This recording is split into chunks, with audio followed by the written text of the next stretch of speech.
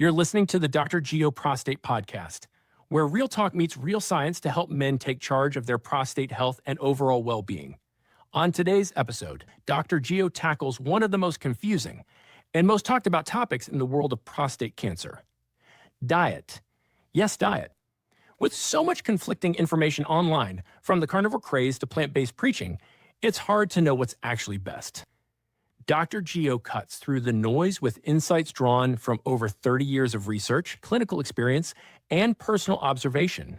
Whether you're newly diagnosed, in treatment, or focused on prevention, this episode gives you the tools to feel empowered and stay in the driver's seat. Now, let's join Dr. Geo for this essential solo episode. Before I proceed, I just want to clarify that this podcast and all Dr. Geo content is separate from my faculty position at NYU Langone Health. The views and opinions on this podcast are my own. Our guests and sponsors are curated by me and not affiliated with NYU Langone Health.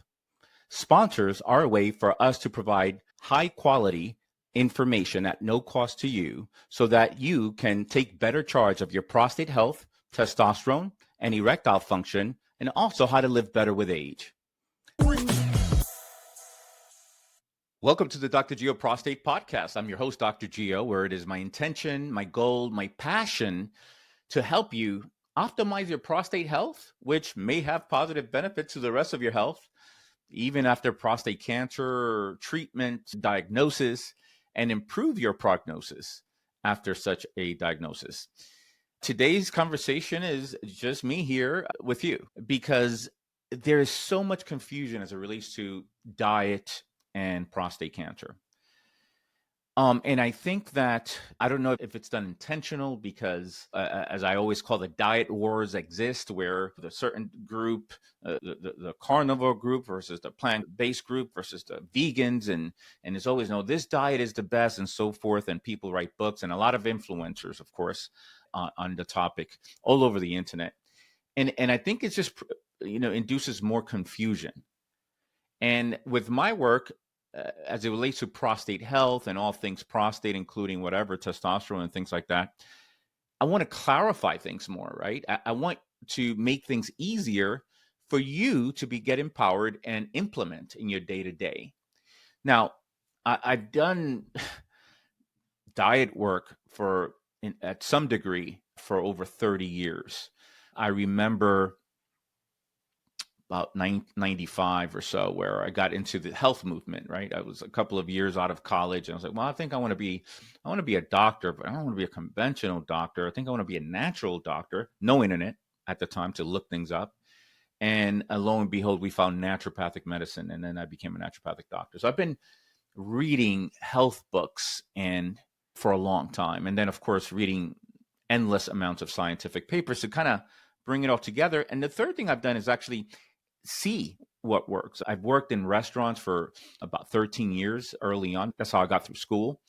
And I was a waiter, bartender, you name it.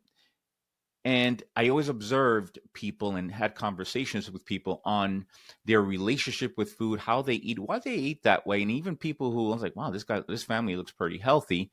What are their patterns? So I combine all these things, research, all the readings, endless amounts of books and research papers, my clinical experience, what I see for people that I counseled for over 20 years with prostate cancer, and then what works. So it's science and clinical experience and even personal experience. I've done every diet under the sun, every diet. I've done every diet you can actually imagine, from vegan to raw food. I was in a raw, you know what I'm talking about. Were you in the raw food phase as well? I know you were. I see you. I was in that raw food phase where, I ate things that were raw and not meats, but I was vegan raw food at the time, and everything else in between. So what I'm going to share with you today, it's research based and it's my experience. Again, if you want references and things like that, I'll gladly give them to you, and I can, I can have a good discussion with anyone about diet if they work, promote health, and certainly diets as it relates to prostate cancer. So there's references that I can share with you. All right. Why don't we get to it? Okay. So the first thing you need to know is that when people say, well, the science shows this as it relates to diet and so forth, nutritional science is very difficult to interpret and certainly to apply. Why? Because it is observational. There's no cause and effect. Now, I read a lot of observational studies and I do find value in them. Many people don't. I have to say, I do find value in observational studies because if you're studying a large group of people and you follow them for X amount of years, it's not the best research, but it gives you some guideline as to what might be going on. Now, the issue is, of course, that there's a lot of variables involved. How do you say that one particular food caused a disease or prevented a disease? It's really difficult. How do you say, and then oftentimes they don't include people that exercise. When you eat food and you're an exerciser, what that food does in your body is completely different to the person who's sedentary. So that matters quite a bit. It matters quite a bit. So there's a lot of different variables that are oftentimes, and it's impossible to keep account of all the variables when we're talking about nutrition science. And then the other thing is that they send typically is every 2 years they send a questionnaire to a large group of people and so forth and say, well, how was your diet within the last 2 years? I think it's hard to remember exactly what you ate and so forth. That said, I do think there is some value with observational research around diet and prostate cancer in this case, probably diet and any disease. So that's the other thing. And then the third thing is that, hey, maybe one of the issues is that we're eating too much, right? So, Dr. Gio, what is the best diet for my prostate cancer? Well, it depends. No, give me an answer. I could do paleo. I'll do anything. It depends. It depends on what you're trying to do. Now, I'm going to give you some guidelines. And again, I'm not trying to look, I actually do want you to question me. When patients come to my office, I'm actually thrilled that they have questions for me. I'm even more thrilled when they're seeing me and they're questioning me. How do I know that you are saying, that you have, that what you're saying is true, Dr. Gio, or in terms of, now, I don't like cynicism, right? And very infrequently, we do get patients that are a little bit cynical and they just have trust issues, and I don't blame them. And that's good. Trust but verify, right? That was a old Ronald Reagan line, trust but verify. I'm all about that.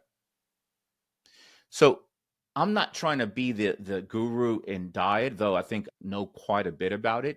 I'm not, because it depends. What's the best diet for you? It depends.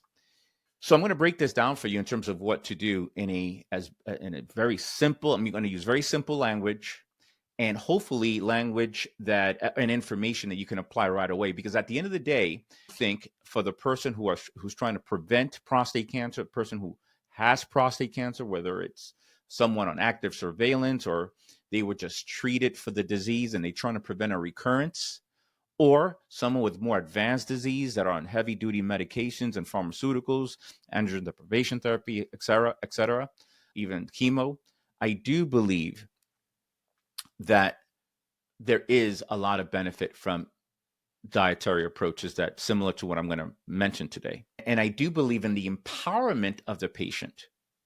So another element that's important is that you need to be on the driver's seat. And I know many times it feels like you have no control. And of course, there's many things you have no control, just like I don't without a diagnosis, right? But so you feel disempowered. Well, the doctor does this to me. Yeah, they're gonna remove my prostate. The cancer is doing this, like if the cancer is in a certain entity on its own, and it's doing this to me. The cancer is behaving this way. I have no control. They're going to radiate me. So whether it's the cancer or somebody else and not you, I want to put you back in the driver's seat, right? I want to empower you. And I think there's therapeutic benefits in that empowerment, if nothing else. However, I do think that following certain dietary approaches, similar to what I recommend to many of my patients, is important. And we're going to talk about that. Okay. So that's the focus. So let's start with this. Well, Dr. Gio, meats are bad. I saw that meats are bad for prostate cancer. Is it? It depends. Oh, no, meats are bad. I know some of you. Or the opposite. No, meats are great. I'm a carnivore guy. Are you kidding me? All I eat is meat. So again, a lot of discordance and misinformation that just confuses people. So I'm gonna break this down like this. It's not that meats are bad, and another group will say, well, no, the carbs are bad. Sugar feeds cancer. Sugar feeds cancer. I think that's an overstatement that sugar feeds cancer. And I know what they're trying to say, but it's not like these cancer cells are just waiting and gobbling up. And every time they gobble up all this sugar, which, it's not a good thing, it's like they keep replicating. It's not that simple. I think there's an insulin response to sugar that causes then a downward effect of more inflammation that causes then an environment that now is favorable to cancer. I think that's a better mechanism. But at the end of the day, who cares about the mechanism is what do I do? And if you do care about mechanisms, I'm for that. And I think you could read about that or find out information on drgeo.com or any other reputable, source. So, this food is bad, that food is bad, this food is bad. The number one thing is no one food causes prostate cancer or any cancer for that matter, and no one food cures cancer. Okay? So this notion of this one food and that fat, eggs are bad, and you might have seen my last episode on eggs. I'm not going to talk a lot about that because I did a full episode on eggs. You want to check that out on YouTube or any of the podcast platforms. No one food causes or cures a disease. Forget about superfoods.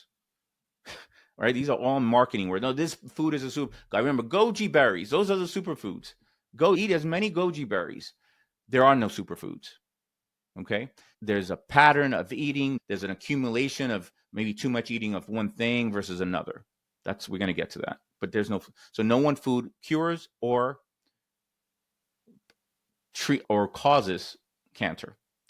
That's number one. Number two, a big issue when they say, well, protein is a problem. Too much protein, eating too much protein. Is that a problem? It depends. Too many carbs. It depends. Even whole food carbs are a problem. It depends. Okay. I think the second thing is that we're just eating too much. We eat too much. So I know for one, I'm an eater. And I could have 3 meals a day and 5 snacks a day on top of that. I mean, I could. Now, I have to be super conscious not to do that. So sometimes I live with a significant amount of food noise. I want to eat. No, I'm not going to eat that. And it's this constant, a little bit of a battle that has to do with many things. Maybe food addiction, right? Probably my main addiction is food. Maybe the way I was raised. Maybe the fact that my parents were really poor. And when I grew up, right, I had to sit down on the table and they said, well, eat all your food. And they used to present like an adult size plate, right? And you got to eat all your food. Why? My parents were really poor from Cuba, right? Really poor. I mean, my father, like no shoes kind of scenario. So, and food represents and signifies we're doing better, life is better. And then the chunkier you are, the better you do. So that started there. And these big plane, I'm full. And I was like, I don't want to eat anymore. Finish your, people are dying in Africa, right? Right? That old line. Everyone, kids are dying in Africa from starvation, right? Remember that? Yeah. So that's me. And then I became a football player in high school, a little bit in college. And it's all about eating. You just overeat because you want to, get bulky. And then between those two things, and this is what it is. So we're overeating. So I know you're thinking, well, time restricted eating or intermittent fasting and things like that. I think there's some benefit there. I don't think you should just depend on that alone, but I do think there's some benefit with giving your body a break. And the amount of time that you want to spend, in my opinion, and I've looked at IF, intermittent fasting and time restricted eating quite a bit, the amount of time is roughly 12 and 12. So 12 hours where you eat within a 12-hour time span and 12 hours that you fast. I know some of you are doing 16-8, so 16 hours of fasting, eat within 8 hours, that's fine, but it depends.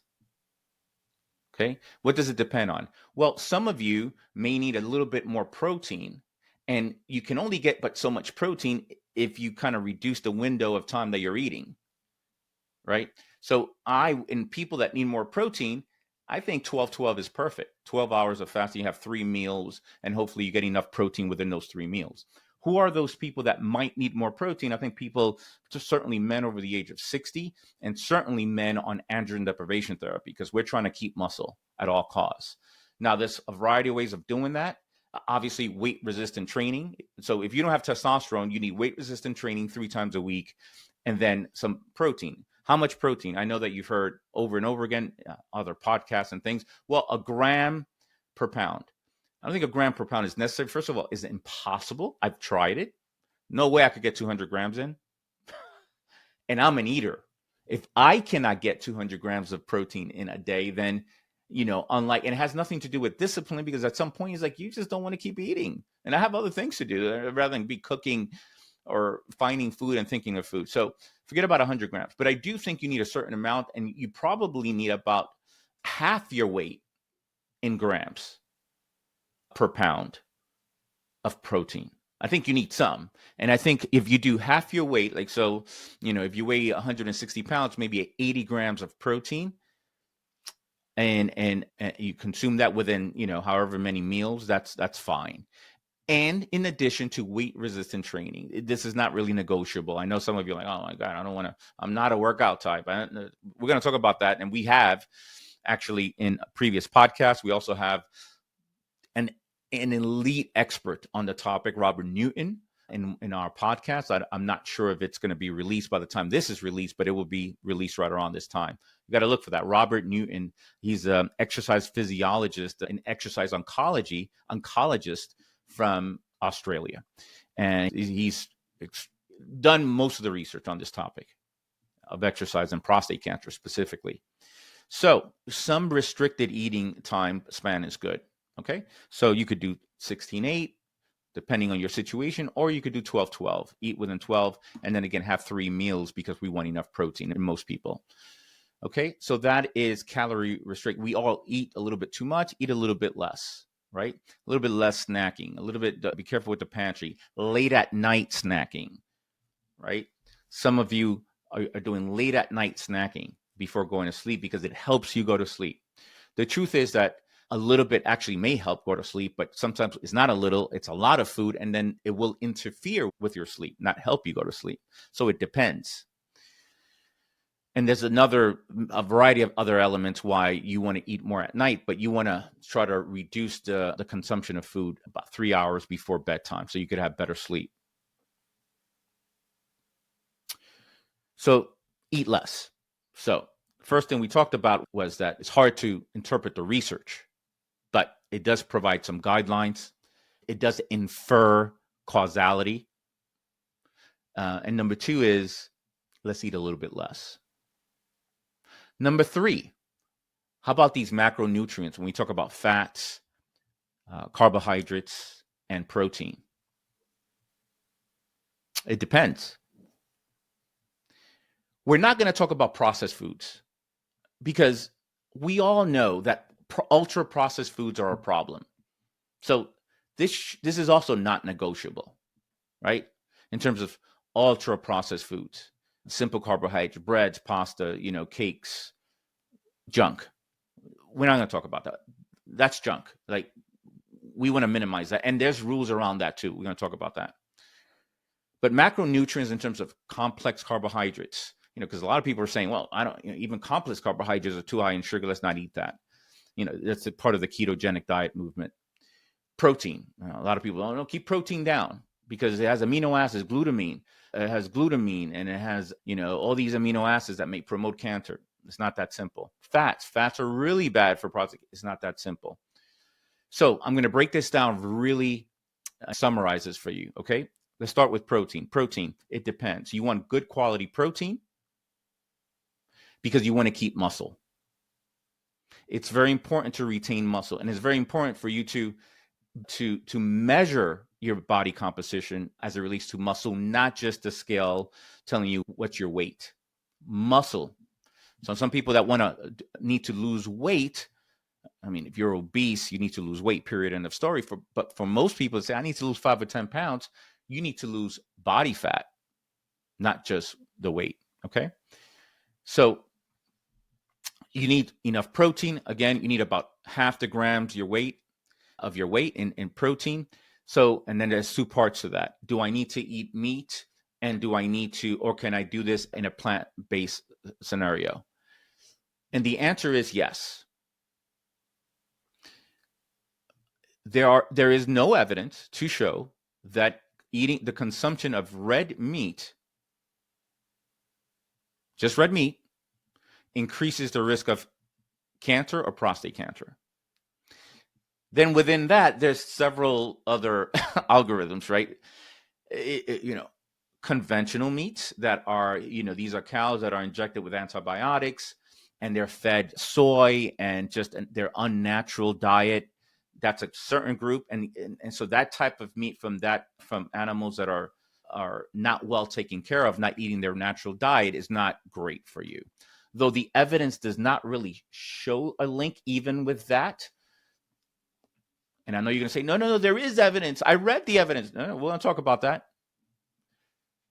I would say that that's not a good quality scenario. Like you don't want to consume a lot of just conventional meats. Now, when we're talking about grass-fed meats and grass-finished meats, the composition of these meats are way different. So those are better even for the environment, because I know that's a concern for people, and better quality, and those meats are fine. Do they help me cure my prostate cancer?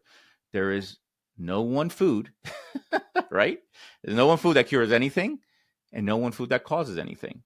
As it relates to what you probably think you know or you read, that meats can promote cancer and prostate cancer. Thank you for watching the Dr. Geo Prostate Podcast. Take a proactive step and improve your health and vitality with the Prolon Fasting Mimicking Diet FMD, a 5-day plant-based program developed by Dr. Walter Longo, designed to mimic the effects of fasting without the challenges. Prolon helps activate autophagy, reduce inflammation, support weight management, and promote overall longevity, all while nourishing your body. As a special thank you, you can access the Prolon kit for just $148. Use the link below to get started. Empower your journey to better health today. When you look at the research carefully, it's 2 things. It's processed meats. So then there again, it goes back to processed foods. This is your cold cuts. This is your hot dogs, your salami and bologna.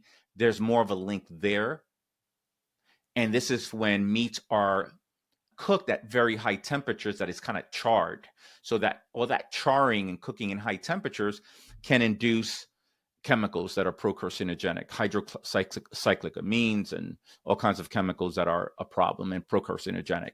So it's not that meats cause cancer, it's that processed meats may cause cancer, and certainly when it's cooked in high temperatures. So that's much different. And again, they haven't looked at the consumption of grass-fed meat and grass-finished meats as it relates to cancer. So in that particular group, who knows, right? Who knows?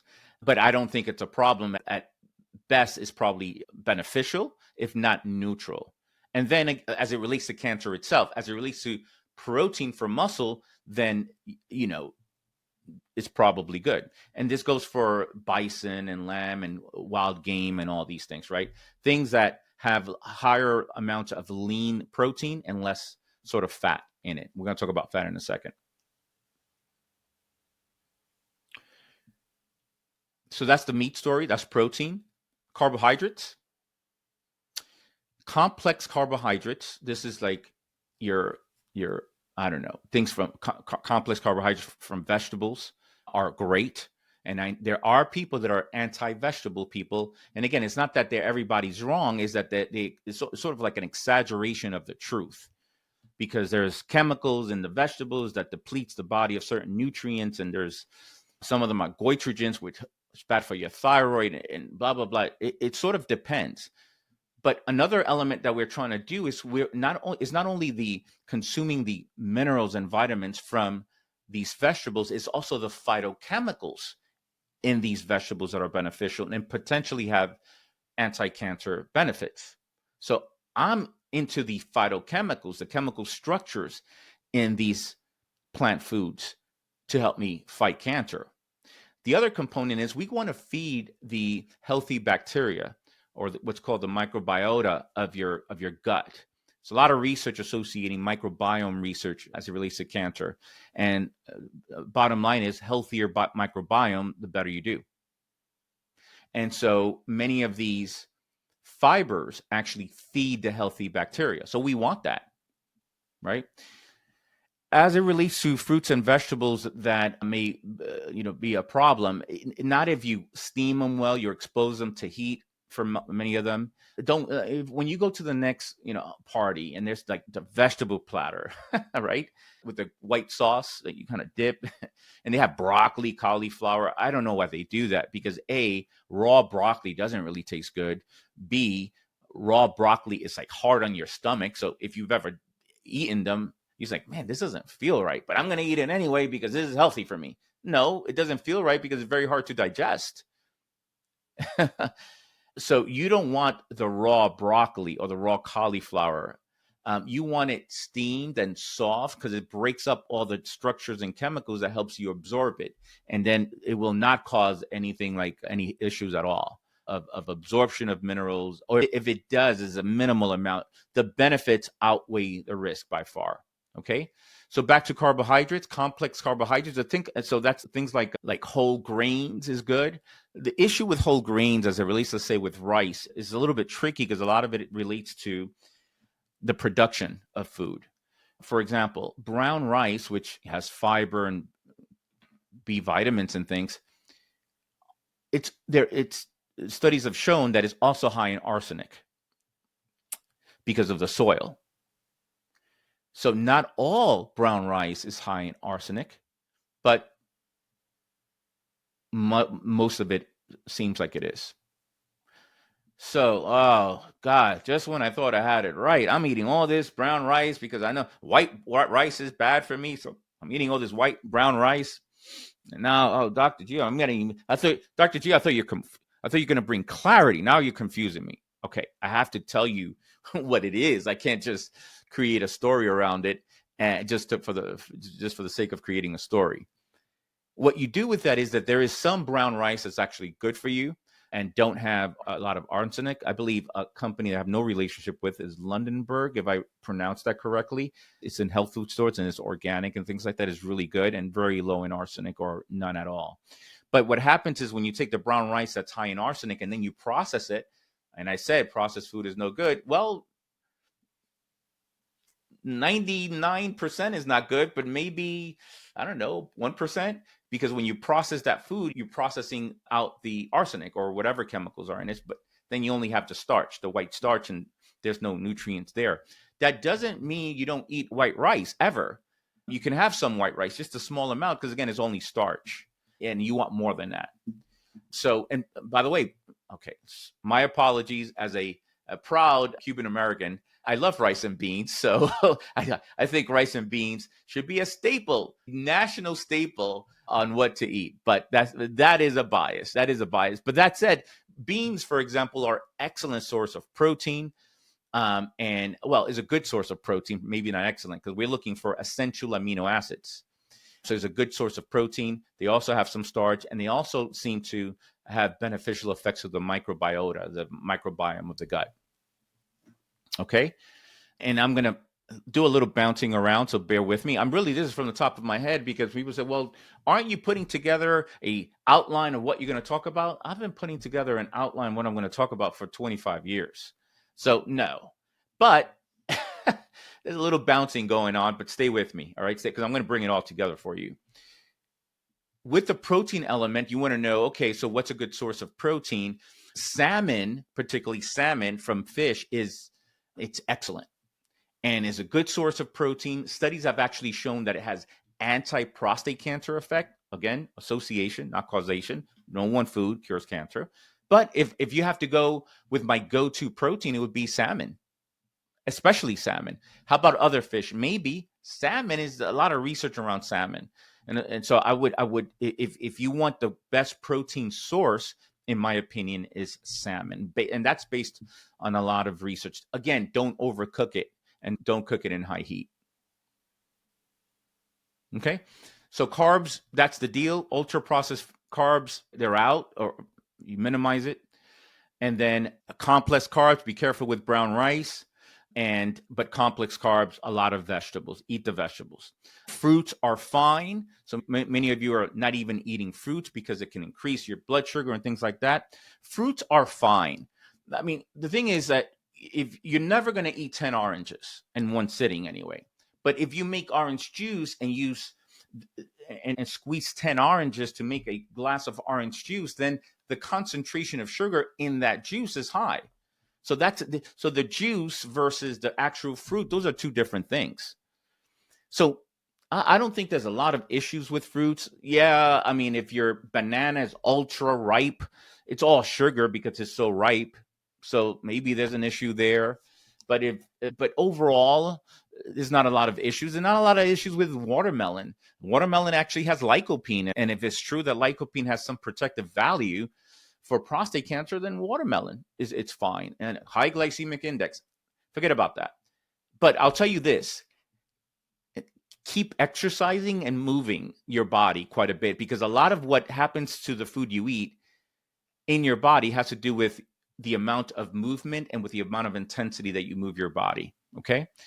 So that's that. And let's go to fats. The deal with fats is that trans fats, these are fats that are found in fried foods, French fries, for example, baked goods that oftentimes have trans fatty acids, trans fats.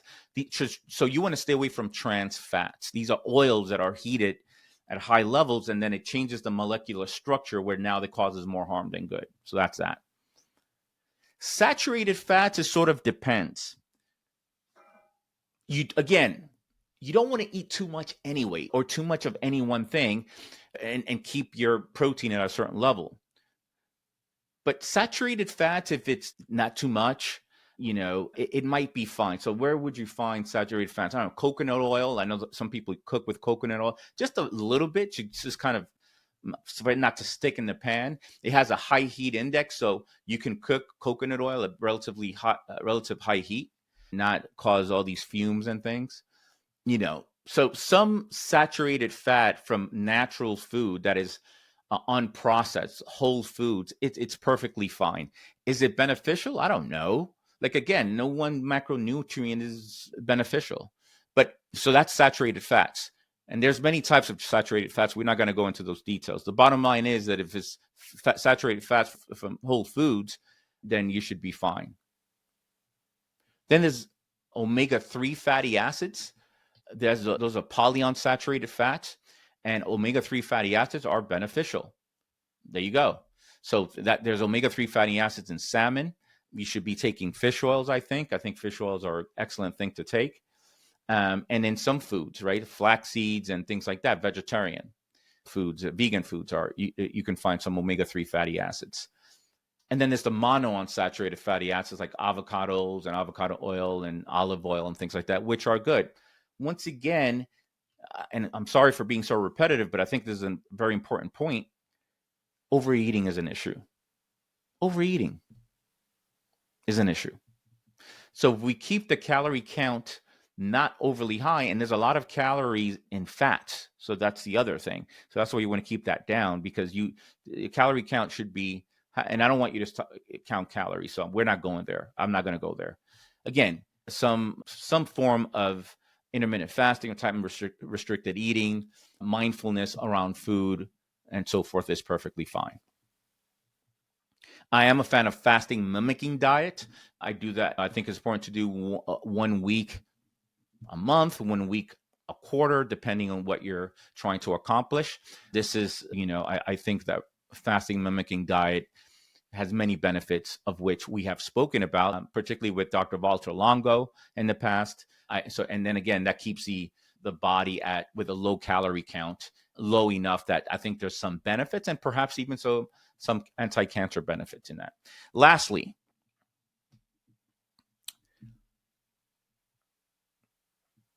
I think it's imperative for people to have what I called an effort day. That's right. In the beginning of my career, I put people in a lot of diets, and which I thought were the best diet for them. And I said, no, don't ever cheat. Just stick to this program. And I failed them. And initially, it almost looked like I was shaming these wonderful people that were coming to me for me to help them. And the truth of the matter is that I was not helping them, and it was my fault that they were failing, because with time and research, I realized no one needs to be perfect around their food. They do need some guidelines, because if not, they go off the rails, but they don't need to be perfect. And then I decided, it took me a long time, to include an effort day. So this is how that works. An effort day means that either, in my mind anyway, this is something that I think created. You either have 1 full day a week where you eat absolutely whatever you want, whatever processed food you want, however much you want. Or 3, if you're going to consume 21 meals a week, so 3 meals per day, then you would consume 3 of those 21 meals a week. You would consume whatever you want. So it's either or. So either 3 meals a week or 1 full day a week. You choose. You eat whatever you want. Hot dogs, whatever you want. Okay? And however much you want. Okay? What that does is several things. Number one is that you still feel like you can have dinners and events with family members, with kids and grandkids, and still have a good time. And number two, you still stay on the program. There is absolutely, and you do that guilt-free, by the way. There's absolutely no evidence that if you do that, oh my God, I'm going to make this cancer so much worse. Oh my God, I'm going to lose all my gains. None of that is true. None of that is true. Okay? Now, if you go overboard with that, then it might be an issue. So your effort day is, right, 3 meals a week or 1 full day. And I think that this will make a dietary program, sustainable and something that you can do as a lifestyle, not just as a diet. Okay? And I'm going to end there because, I could talk about this till the cows come home and for hours, but I think that this is a quick kind of overview of what you should consider to get you back to be empowered after prostate cancer diagnosis and to get you to thrive. Not just survive, right? We want to be thrivers. And for me, in my mind, and if you're listening, you're a prostate cancer thriver. Oh, I call it a PRCA thriver. I don't even want to use the word cancer too much. It's something psychological. That you're a PRCA thriver and not just a survivor. This is how you get back to the driving in the driver's seat. Thank you for listening. As always, please, if you like these videos, I need your help. Like, subscribe, tell your friends in support groups. This is why we're here, to really empower you, the patient, to know more, ask better questions, and to empower you with knowledge and information that you can apply immediately to increase and improve your prognosis. This is Dr. Gio signing off. I'll talk to you next time. Much love.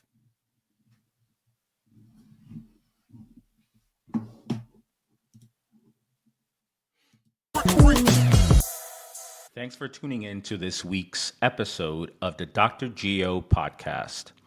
You can watch all episodes of this podcast and much more by subscribing to my YouTube channel. If you love what you heard today, you can help by leaving a 5-star review of the podcast on Apple and Spotify, as each review helps us reach more men who are serious about improving their urological health and how to function better with age. And for the latest research and actionable takeaways in the world of men's health and integrative urology, sign up for my newsletter at drgeo.com. I'll see you next time.